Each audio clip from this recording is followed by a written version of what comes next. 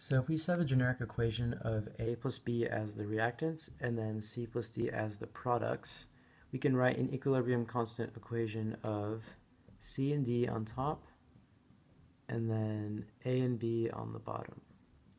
So if we assume that A, B, C, and D are all 1, then the equilibrium constant will just be 1. But since we're changing the concentration of the reactants and the products, we'll assume that our product D is actually 2. So this will make our new equilibrium constant 2 over 1. So if we go back to our original equation and make D 2, we notice that the concentration of the products has increased. So since that's increased, we know that there will be more collisions on the product side since there's more concentration, which also means the rate of the reverse reaction will increase. So since the rate of the reverse reaction increases, we know the concentration of A and B will increase, and then C will decrease.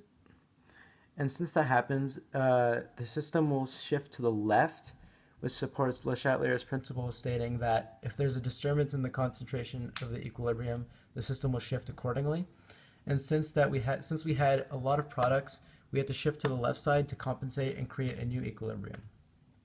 So the exact opposite thing happens when we change the concentration of the reactants. So I'll just say that we made A 2 instead of 1, and C, D, and B were all 1. So this would mean that our new constant would be 1 over 2.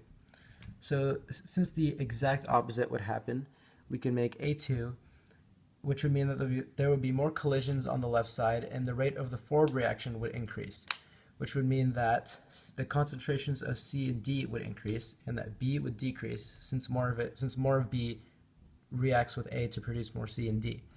So since the products are favored here, the system shifts to the right to compensate for the increase of A, and a new equilibrium is formed.